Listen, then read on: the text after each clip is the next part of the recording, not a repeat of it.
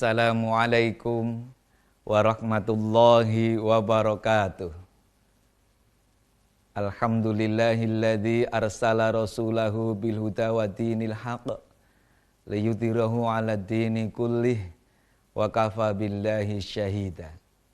Asyhadu an la ilaha illallah wahdahu la syarikalah wa asyhadu anna Muhammadan 'abduhu wa rasuluh la nabiyya ba'da.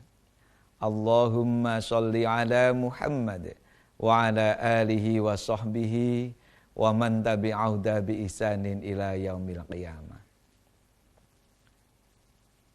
Ketika dalam suasana Ramadan seperti ini, tentunya kita ingin menjadi orang yang memanfaatkan Ramadan dengan sebaik-baiknya sebagaimana yang dituntunkan Rasulullah. Memperbanyak amal solih, memperbanyak istighfar. Prinsipnya kebaikan kita tambah, dosa kita cegah, kemaksiatan kita jauhi. Dan kalau kita pernah berbuat salah, saatnya kita untuk memperbanyak istighfar. Karena inilah bulan di mana Allah memberi ampunan kepada hamba sebanyak-banyaknya. Sehingga kita berharap selama Ramadan ini isinya adalah kebaikan dan kebaikan. Ya kalau kita ditanya, tidak ada di antara kita ini yang tidak pernah berbuat salah. Kita pernah berbuat salah. Kita dulu ketika sekolah menghafalkan kalimat al-insanu makhalul khoto'i wan nisyan. Bahwa manusia itu tempatnya salah dan lupa. Sehingga kalau kita pernah berbuat salah itu manusiawi. Tetapi tentunya kita tidak baik dan tidak diperbolehkan dalam Islam kalau kesalahan yang kita lakukan itu diulang terus dan diulang terus. Oleh karena itu, momentum Ramadan harus kita jadikan sebagai momentum untuk berhenti dari kemaksiatan itu. Meskipun godaan berat, ingat, kalau urusan kemaksiatan, tidak ada kompromi. Semua tidak boleh dilakukan. Kalau amal soleh memang prinsipnya mastata'tum, semampu kita. Tapi kalau urusan kemaksiatan, dosa tidak boleh kita lakukan. Dosa kecil maupun dosa besar harus kita jauhi. Mumpung Ramadan. Ada orang yang minta nasihat kepada gurunya. Ya Ustadz, ini godaan untuk berbuat maksiat berat sekali. Gimana kalau saya melakukan yang kecil saja? Apa boleh Ustadz? Ustadz yang tahu bahwa santri ini cerdas, ya mesti tidak boleh. Tapi dia jawab dengan kalimat, di antara jawabannya, anakku, kamu boleh berbuat maksiat, asal setelah berbuat maksiat, jangan lagi makan rezeki Allah.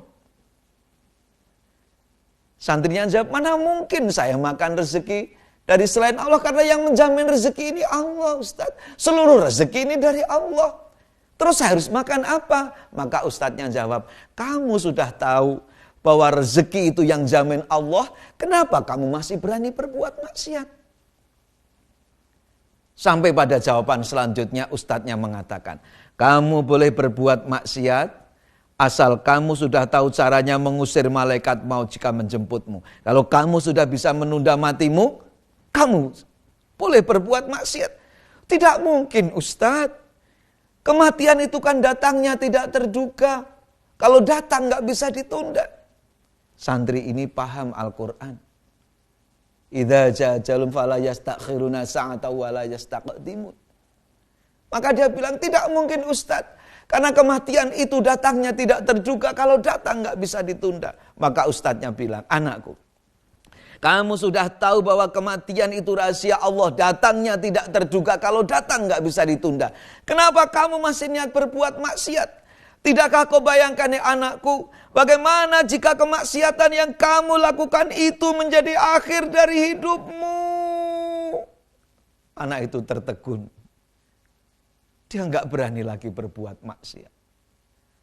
Dan orang-orang yang bertobat dari kemaksiatan dan kemudian tidak mengulangi kemaksiatan lagi, bagian dari ciri orang yang bertakwa.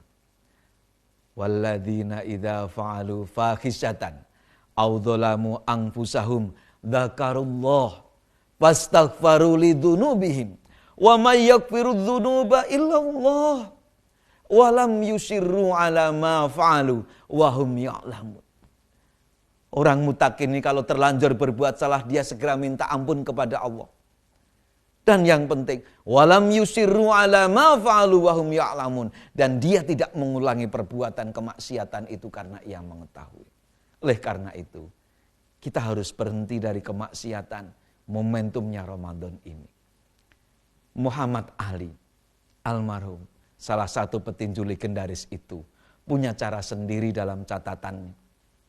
Ketika dia berhati dengan kemaksiatan, dia bilang, saya tidak merokok, tapi saya selalu membawa korek di saku celana saya.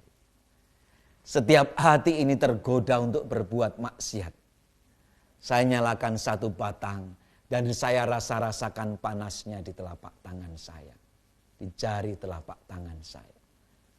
Lalu saya berkata dalam hati, wahai Ali, menahan panasnya korek api ini saja kamu tidak sanggup. Bagaimana dengan dahsyatnya neraka nanti? Dan dengan begitu, Ali kemudian terjaga dari berbuat maksiat. Karena dia sadar, korek api begitu panas. Saja dia tidak sanggup. Yang panas korek api tadi itu belum apa-apanya jika dibandingkan dengan panasnya neraka nanti. Semoga kita menjadi orang yang berhati-hati berbuat maksiat. Semoga Allah senantiasa membimbing kita dalam keadaan dan suasana apapun. Banyak salah, mohon maaf. Assalamualaikum warahmatullahi wabarakatuh.